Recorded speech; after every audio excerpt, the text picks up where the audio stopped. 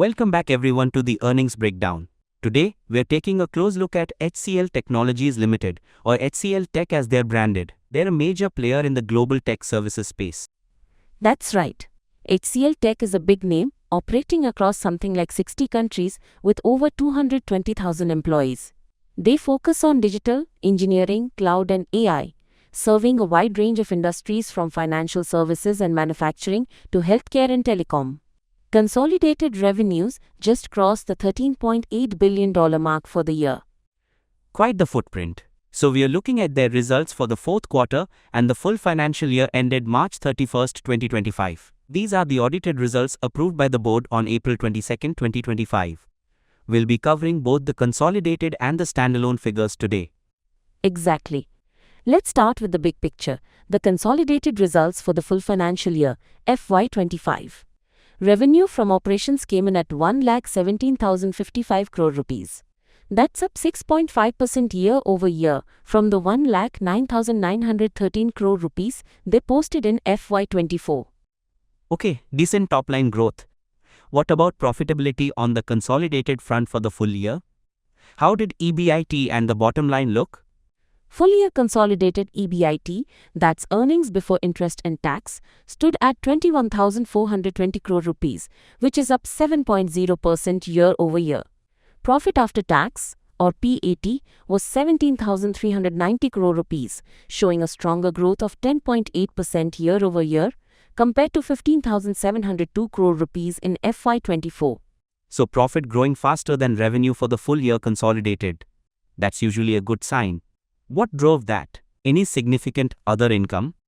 Well, looking at the full-year consolidated statement, other income was indeed higher at 2,485 crore rupees compared to 1,495 crore rupees last year. That certainly contributed to the faster PAT growth compared to revenue growth. Got it. And the earnings per share, the EPS for the full year?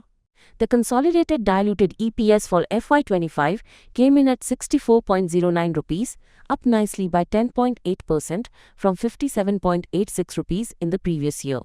Okay, that covers the full year consolidated picture. Now let's drill down into the fourth quarter, Q4 consolidated performance. How did revenue and profit look there? For the quarter ended March 31, 2025, consolidated revenue from operations was 30,246 crore rupees. That's up 6.1% year-over-year compared to 28,499 crore rupees in Q4 FY24, but slightly down sequentially by 0.8% in constant currency from the previous quarter. Slight sequential dip, but still year-over-year growth. How did Q4 consolidated profits fare? Q4 consolidated EBIT was 5,442 crore rupees, up 8.4% year-over-year, but down 6.5% compared to the prior quarter. Consolidated PAT for Q4 was 4,307 crore rupees, which is up 8.1% year-over-year, but down 6.2% sequentially from Q3. Okay, so similar trend in Q4 year-over-year profit growth, outpacing revenue growth, but a sequential dip compared to Q3. Now, how does the standalone picture compare for HCL Tech, looking at just the core Indian entity? Let's start with the full FY25 standalone results. Right, switching to the standalone results for the full year FY25. Revenue from operations was 51,105 crore rupees, up 6.2% year-over-year from 48,118 crore rupees.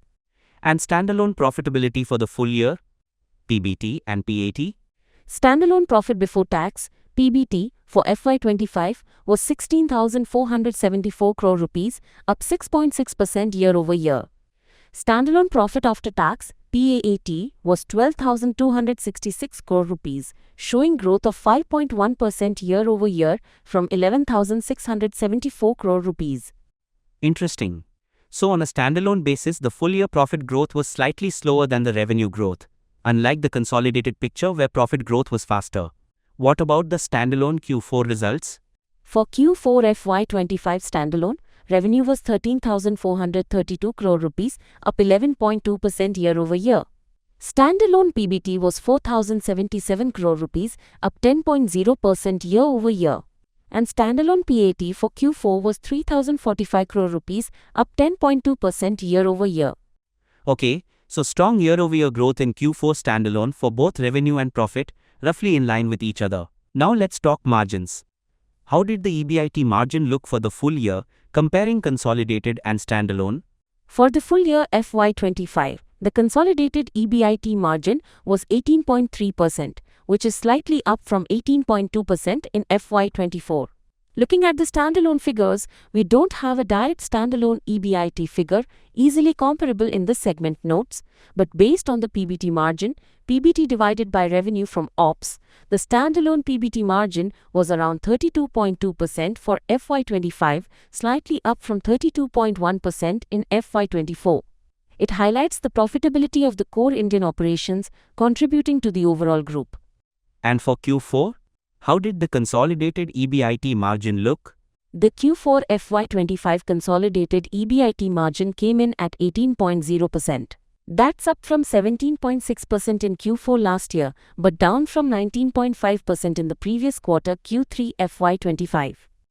Any significant exceptional items reported in either the consolidated or standalone results that we should be aware of? Looking through the income statements for both consolidated and standalone, there are no line items specifically marked as exceptional items for either Q4 or the full year FY25. This suggests the reported profits reflect the regular business operations fairly cleanly. Good to know. Let's pivot to the balance sheet. Any major changes in assets, liabilities, debt or equity on the consolidated side as of March 31, 2025? On the consolidated balance sheet, total equity attributable to owners stood at 69,655 crore rupees, up from 68,263 crore rupees a year ago. Total liabilities were 35,871 crore rupees, up from 31,506 crore rupees. Within liabilities, borrowings, current plus non-current, were relatively stable at 2,291 crore rupees compared to 2,327 crore rupees last year. Cash and cash equivalents were 8,245 crore rupees, down from 9,456 crore rupees.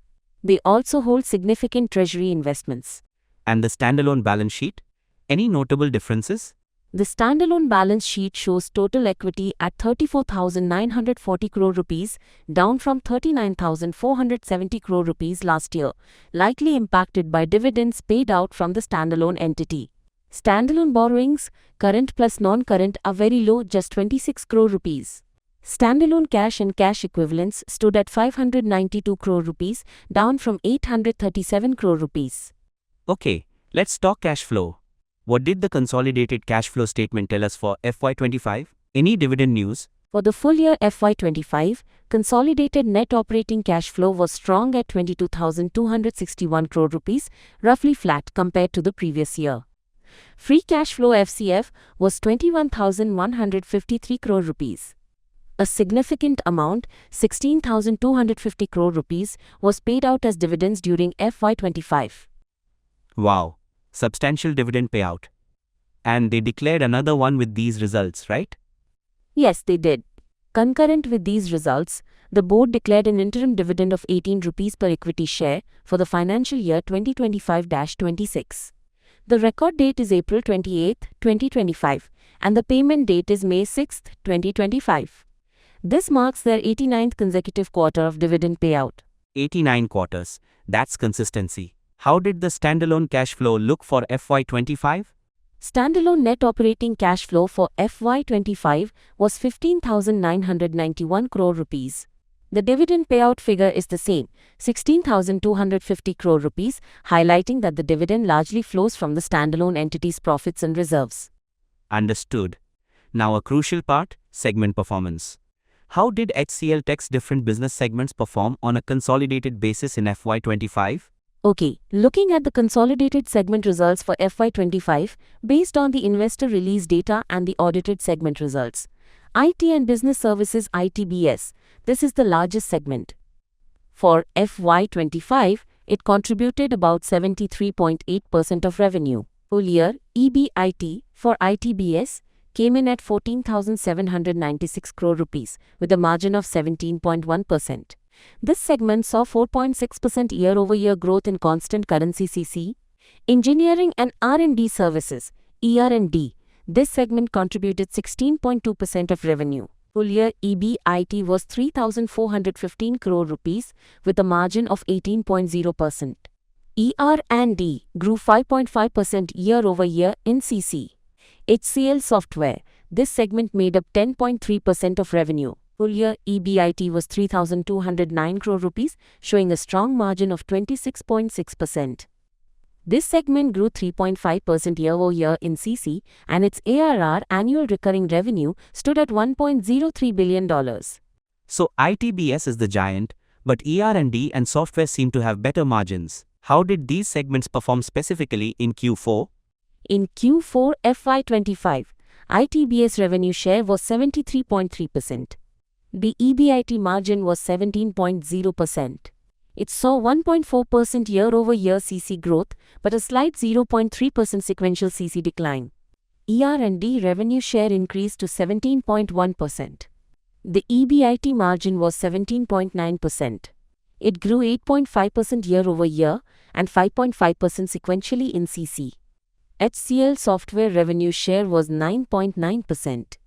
The EBIT margin was 24.3%.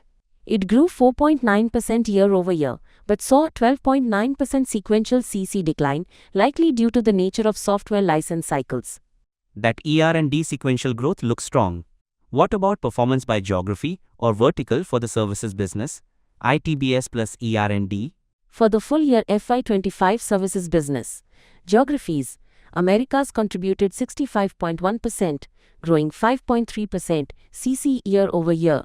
Europe 28.4%, growing 3.5% CC year-over-year, and rest of world 6.5%, growing 4.7% CC year-over-year. Verticals, financial services was the largest at 20.7%, but saw a 1.6% year-over-year CC decline, impacted by a divestiture. Manufacturing followed at 19.1%, up 0.9%. Life sciences and healthcare was 15.5%, down 3.8%.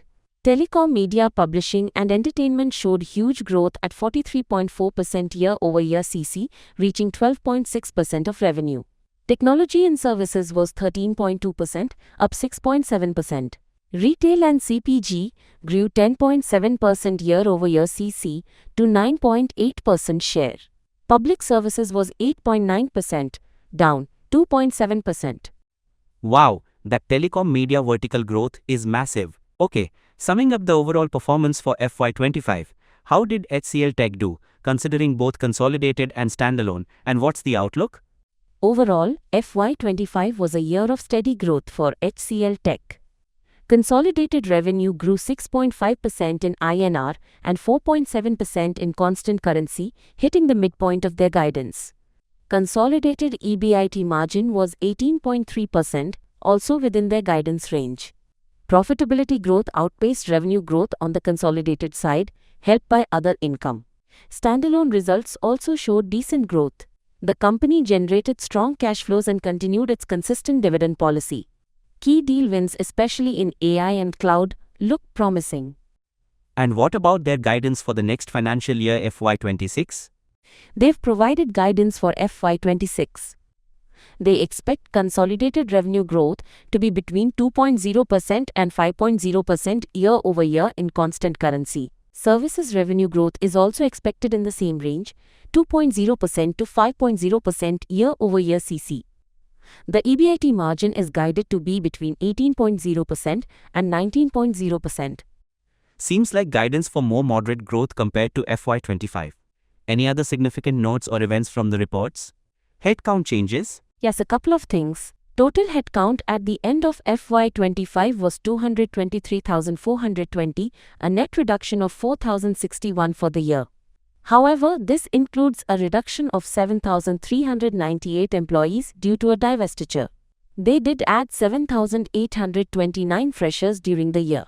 LTM attrition was 13.0%, slightly up from 12.4% at the end of the previous year. Management commentary highlighted disciplined execution, strong deal wins, $9.3 billion TCV for the year, and positioning for medium-term opportunities.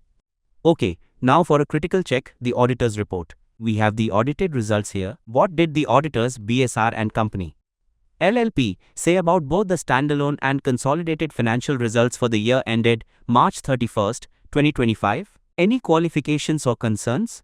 I've reviewed both the independent auditor's report on the standalone annual financial results and the one on the consolidated annual financial results issued by BSR and Company LLP. For both the standalone and the consolidated results for the year ended March 31st, 2025, the auditors have issued an unmodified opinion. Unmodified. So that means a clean opinion, right? No major qualifications or red flags raised by the auditors? Exactly.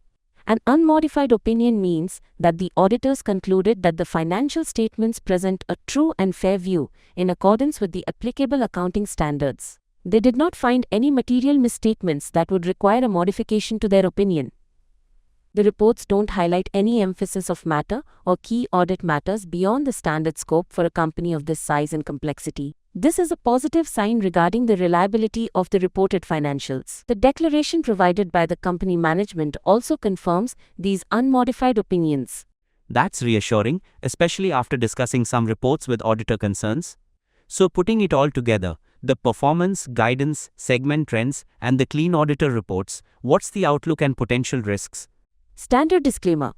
As always, this discussion is for informational purposes only and not investment advice. Please consult with a certified financial advisor before making any investment decisions. The outlook for HCLTech appears cautiously optimistic. They delivered within their guidance for FY25 and have set expectations for continued, albeit potentially slower, growth in FY26. Strengths include their diversified service mix, strong position in ER&D and software margins, consistent profitability, and significant deal momentum, especially in high-growth areas like AI and cloud. The Clean Auditor's report adds confidence. Risks include the broader macroeconomic environment impacting tech spending, potential integration challenges with acquisitions, managing talent attrition, and navigating the specific headwinds seen in verticals like financial services and life sciences. The moderate FY26 guidance might reflect some of these global uncertainties.